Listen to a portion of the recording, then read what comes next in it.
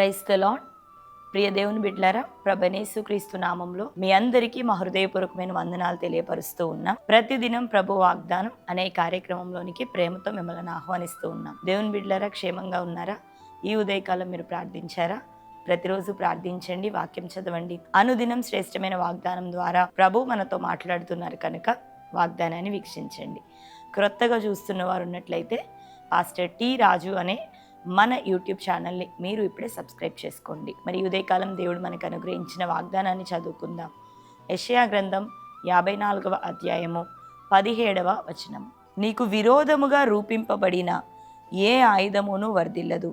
న్యాయ విమర్శలో నీకు దోషారోపణ చేయు ప్రతి వానికి నీవు నేరస్థాపన చేసెదవు. యెహోవా యొక్క సేవకుల నీతి నా వలన కలుగుచున్నది, ఇది వారి స్వాస్థ్యము, ఇదే యెహోవా వాక్కు. ఆమేన్, హల్లెలూయా. దేవుని బిడ్డలారా, శ్రేష్టమైన వాగ్దానాన్ని ఉదయకాలం ప్రభు మనకు అనుగ్రహిస్తున్నారు. నీకు విరోధంగా రూపించబడిన ఏ ఆయుధము వర్ధిల్లదు.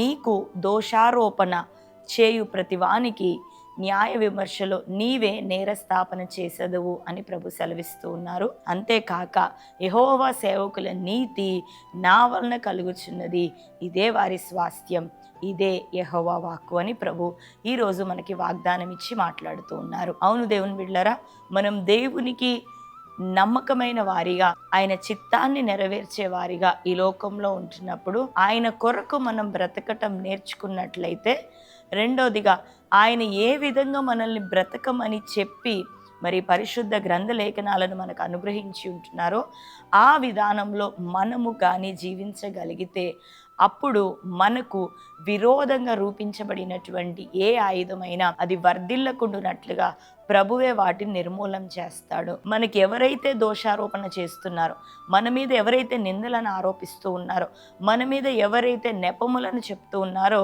కరెక్ట్ అయినటువంటి న్యాయ విమర్శ జరిగే కాలంలో మనము వారికి నేరములను స్థాపిస్తామంట. హల్లెలూయా.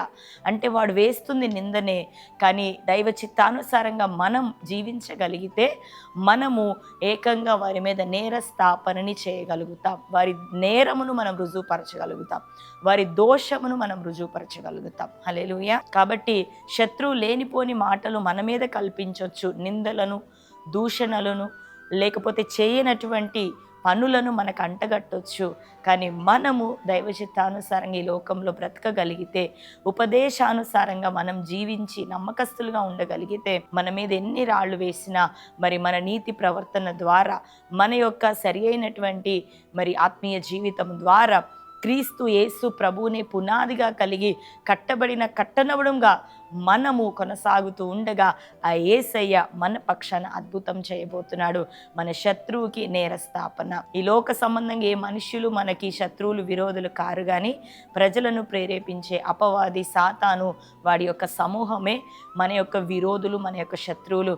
అటువంటి సాతానికి మరి న్యాయ విమర్శలో, దేవుని యొక్క జడ్జిమెంట్ సమయంలో మన మీద నిందలు వేస్తున్నటువంటి ఆ అపవాదికి మనము నేరస్థాపన చేసేటటువంటి ధన్యతను దేవుడు మనకు దాచి ఉంచాడు.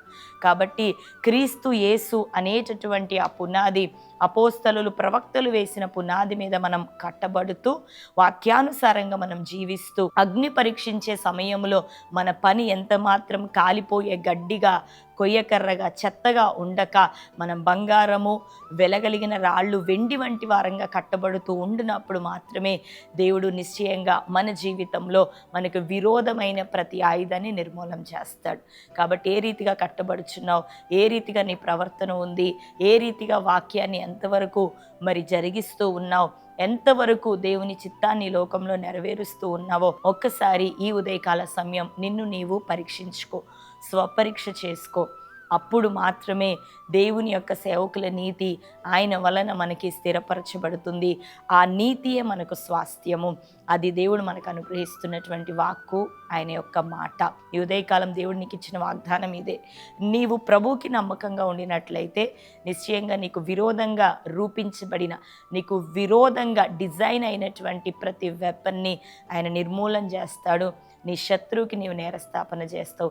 అద్భుత రీతిలో దేవుని నీతిని నీకు స్వాస్థ్యంగా నువ్వు పొందుకుంటావు. ఇది నీ దేవుడు ఇస్తున్న వాగ్దానం. కాబట్టి దేవుణ్ణి పునాది మీద కట్టబడుతున్న కట్టడముగా, మంచి కట్టడంగా కట్టబడు, వాక్యానుసారమైన జీవితం, పరిశుద్ధత, ప్రార్థన, ప్రభు కొరకు కష్టించి పని చేయుట, ఆయన రాజ్యము కొరకు ప్రయాసపడుట, ఇది మనం చేద్దాం. దేవుడు మన పక్షాన చేసే కార్యాలు ఆయన చేయబోతున్నాడు. ఈరోజు దేవుని నీతి నీకు స్వాస్థ్యం, ఇది మన వాగ్దానం. దేవుడు గొప్ప కార్యాలు మన ఎడలు జరిగించును గాక. ఈ వాగ్దానం మన జీవితంలో నెరవేరినట్లుగా కళ్ళు మూసుకొని ప్రార్థన చేసుకుందామా? ప్రార్థన. స్తోత్రం ప్రభా, thank you Holy Spirit God, మీకు వందనాలు, స్తోత్రాలు ప్రభా. ఉదయకాల సమయం చక్కని రీతిలో తండ్రి వాగ్దానం అనుగ్రహించి మరి లోతైనటువంటి కోణంలో ఆత్మీయమైనటువంటి మేల్కొల్పుగా చక్కటి వివరణను తండ్రి మీరు మాకు అనుగ్రహించినందుకు వందనాలు.